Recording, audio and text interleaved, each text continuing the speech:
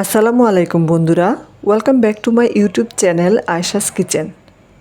আজকে আমি আপনাদের পাট শাক ভাজি করে দেখাবো। পাট শাক কম বেশি সবাই ভাজি করতে পারেন, তবে আমার আজকের রেসিপিটা নতুন রাঁধুনিদের জন্য। অনেকে অনেকভাবেই এই শাক ভাজিটা করে থাকেন, তবে আমি আজকে আমার নিজস্ব পদ্ধতিতে এই শাক ভাজিটা করে দেখাবো। আমি এখানে 2 আঁটি পাট শাক নিয়েছি।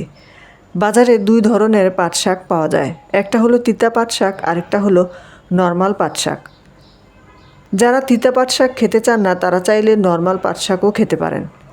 পাট শাকগুলোকে আমি ডাঁটা থেকে আলাদা করে নিয়েছি।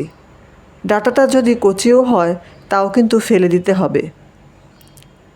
শাকগুলো ভালো করে ধুয়ে পানিটা সম্পূর্ণ ঝরিয়ে নিয়েছি। শাকগুলোকে এখন আমি ভাপ দিয়ে নিব, তাই প্যানের মধ্যে শাকগুলো এখন দিয়ে দিচ্ছি। সম্পূর্ণ শাকগুলো প্যানের মধ্যে দেওয়ার পর এবার আমি এর মধ্যে দিয়ে দিচ্ছি স্বাদমতো লবণ।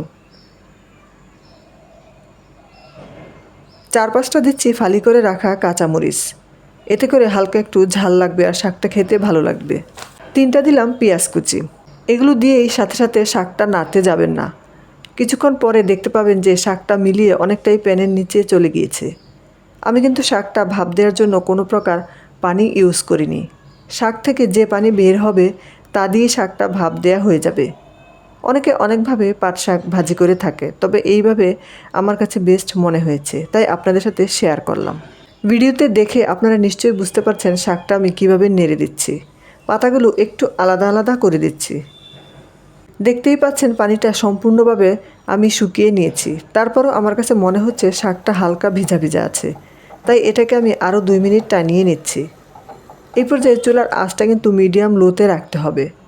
শাকটা পুরোপুরিভাবে শুকানো হয়ে গিয়েছে। এবার শাকগুলোকে আমি ভেজে নেব।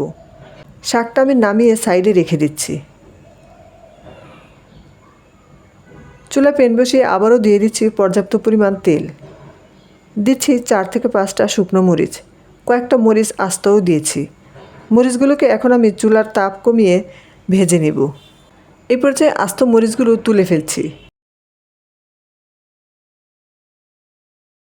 দিচ্ছি 3টা পেঁয়াজ কুচি ও 2টা রসুন কুচি। শাক ভাজিতে পেঁয়াজ রসুনের পরিমাণটা একটু বাড়িয়ে দিলে খেতে ভালো লাগে।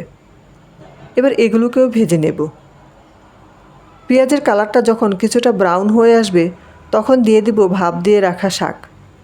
খেয়াল রাখবেন যেন পেঁয়াজ রসুনটা পুড়ে না যায়, তাহলে খেতে ভালো লাগবে না। সব কিছু ভালোভাবে মিশিয়ে নিচ্ছি।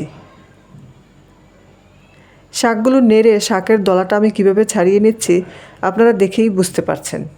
শাকগুলো ভাপ দেওয়ার সময় আমি কোনো রকম ঢাকনা ব্যবহার করিনি, এতে করে শাকের কালারটা ঠিক থাকে। আমার শাক ভাজাটা হয়ে গিয়েছে, এবার এটাকে পরিবেশনের পালা। রেসিপি ভালো লাগলে বাসায় একবার হলেও ট্রাই করে দেখবেন, আর কেমন হয়েছে কমেন্টে জানাতে ভুলবেন না। সবাইকে আবারও ধন্যবাদ জানিয়ে এখানেই শেষ করছি। আল্লাহ হাফেজ।